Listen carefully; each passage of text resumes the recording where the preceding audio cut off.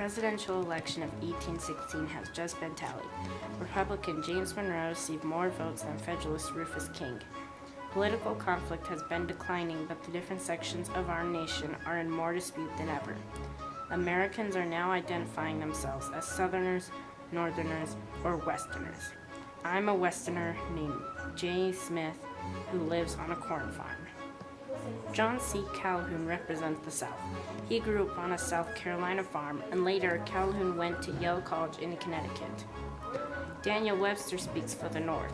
A friend of Webster's had observed that he will not be outdone by any man if it is within his power to avoid it. Henry Clay is representing the West. Clay was a war hawk during the War of 1812. Clay also enjoys politics very much. These three men became known as political giants. After the War of 1812, Calhoun, Webster, Clay, and other leaders had to deal with the nation's economic weakness. Part of the economic problem was the absence of a national bank. The Bank of the United States' charter ran out in 1811. Without the bank to regulate money, the economy was suffering. State banks would loan and issue money, but they often put too much money into circulation, causing prices to rise. The Second Bank of the United States was finally created to solve that issue.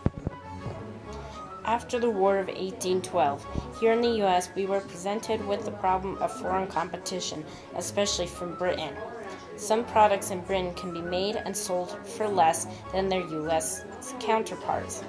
Sometimes manufacturers from Britain participate in dumping, the process of selling goods for less than what it costs to make them. British manufacturers are hoping to put American competition out of business. Dumping has been causing many New England businesses to fail. Outraged business and factory owners want a protective tariff on goods imported from Europe. A protective tariff is a tax on goods imported into a country.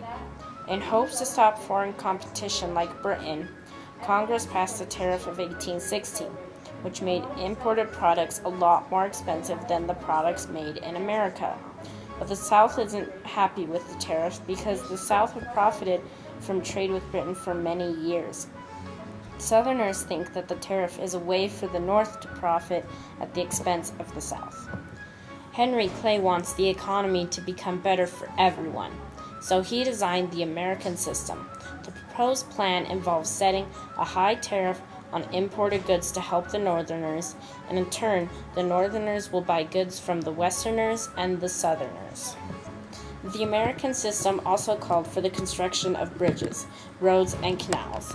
Clay urged Congress to use the money from tariffs to do so, saying that the Westerners and Southerners would benefit from the built roads and bridges. The plan never went into play, but tariffs remained high.